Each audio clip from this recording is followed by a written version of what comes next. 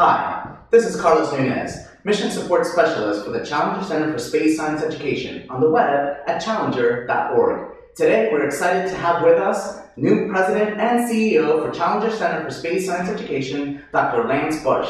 Congratulations and welcome. Thank you, Carlos.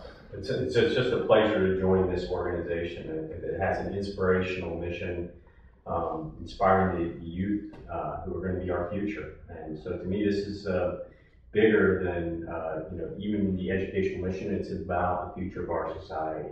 And so I'm just pleased to be able to join this entire organization. Well, we're thrilled to have you with us, and for the whole network that has an impact on the future, and for the whole network to be pitching its wagon basically to you. We're totally excited that you're on board. Thank you. Now, well, this is more of an introductory interview, so Dr. Bush, we want to ask, well, if you want to let the network know a little bit more about you, what would you want them to know about Dr. Lance Bush?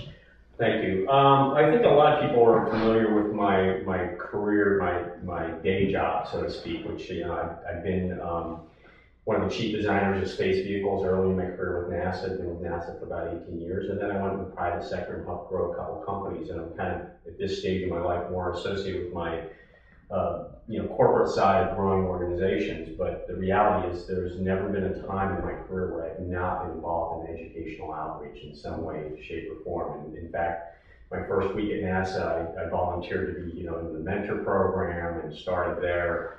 And I've since that time actually started 3 nonprofit organizations for education, have served on various boards, just been very proactive in it. And so when the Challenger Center approached me with this opportunity, I thought, this is the time in my life that I'd like to kind of give back and do something, even more important for society. And not that my quote day job that I had, previously wasn't giving back, but this is just even closer to my heart. So I just feel fortunate, and having met all the staff and knowing the mission and to be around the young people around the world, this is just a great opportunity for me, so I appreciate it. Well, great. Inspiring, exploring, and learning. And now when you put in the component of that entrepreneurial spirit, that must be a great combination. Oh yeah, well, I hope to bring a little different twist to the organization with my background. And I'm looking forward to learning also as well, because I don't have I'm not an educator, I've been involved, but I'm looking to learn from everybody involved in this organization, including the kids, because one of the things I like about organizations like this is they are creative. They're ingenious. They have some of the best ideas. And even when I was designing space vehicles, I'd love to go into schools and ask them what they would put into the space vehicle. How would they do it? And believe it or not, they come up with some of the best questions, some of the best answers. So I'm looking forward to this top and bottom being involved. So again, a great opportunity for me here. Well, the great Challenger Center network that we have, one of the best things is the kids keep us fresh. So speaking of kids, you actually have 2 twin 7-year-old boys. I'm sure they keep you fresh. They do, actually. Maybe you shouldn't admit this on camera, but when the 3 of us are together, we're like 3 boys. They keep me very young. We're very active. Because of my background, it's actually quite easy for them to be imbued with science and mathematics. We kind of use it in our everyday language. And it's been an education for me as a parent as to how I help educate them and help them nurture them and grow them. And so, interestingly enough, I find myself, while this organization is focused on STEM education, and I'm going to learn more about how I can help my own kids. And one of the reasons I took this job was to be a good role model for my kids. This has a great mission. I want them to see me helping society. And the funny thing too, ironically with my kids is they're stretching me now because I've realized that they get so much science and math at home that now I'm working on my liberal side, my liberal arts side at home. I've started to play guitar recently, lessons in guitar. We have a big painting project for our house, to paint art for our walls. And that's to integrate that as well. And those, are important to round out. But my kids are thrilled about this as well. They've been involved with, seen several space shuttle launches. They've got friends now who are astronauts. So they're thrilled about this as well. So it's a good feel-good fit for me and my family. Oh, excellent. Well, it's been an exciting ride for the last 25 years for Challenger. You've had an extensive career over the last 25 or plus years with your experience in NASA and Paragon Space Development Corporation and all the various other things that you've done. I know when probably most folks hear NASA and VAB, their brain automatically goes to the Vehicle Assembly Building. But if you add the keyword in there of Langley, it totally changes what VAB means. Can you tell us a little bit more about VAB? Yes. And yes, thanks for asking. For those who kind of are in the, kind of a little more closely associated with space vehicle design within NASA and the history, recall that NASA Langley was the original NASA center before any others existed when they created NASA.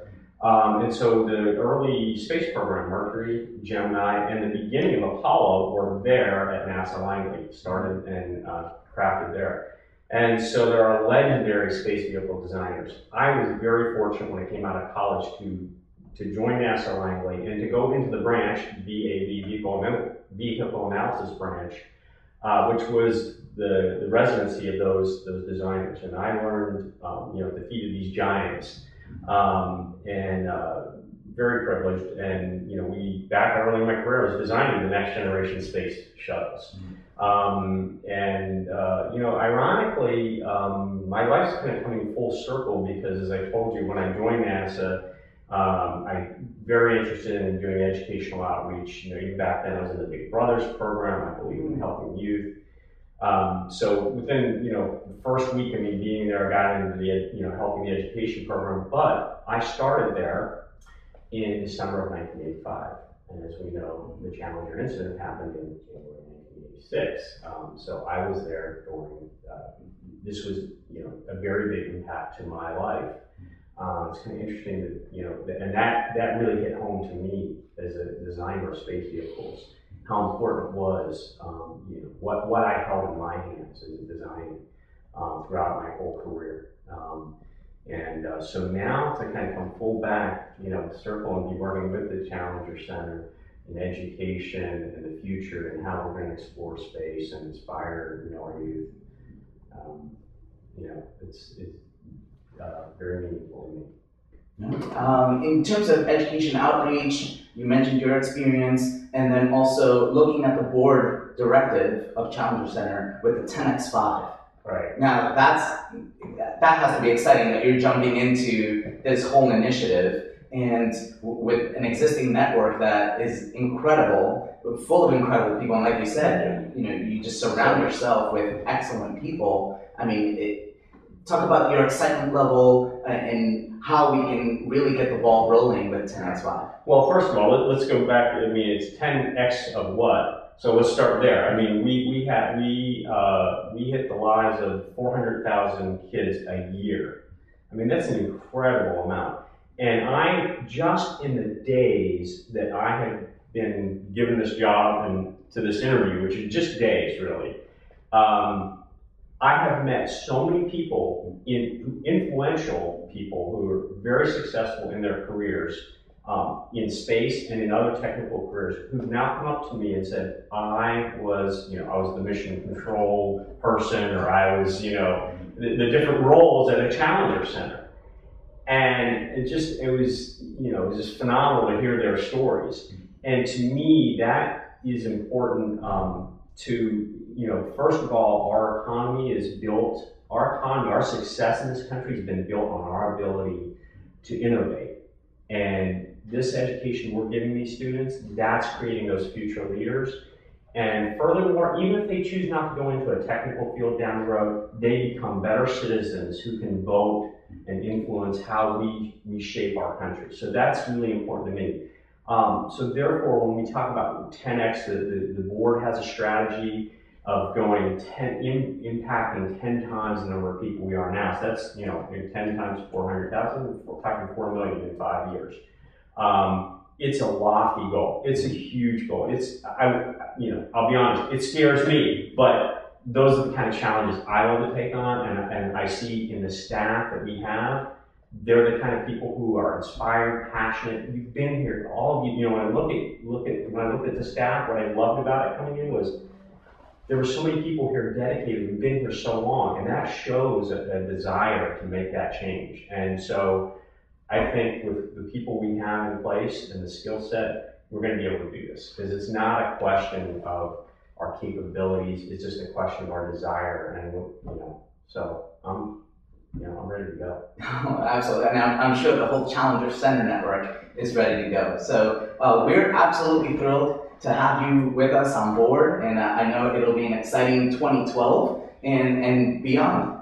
Well, thank you. I'm very much looking forward to it. Thank you. Thank you very much.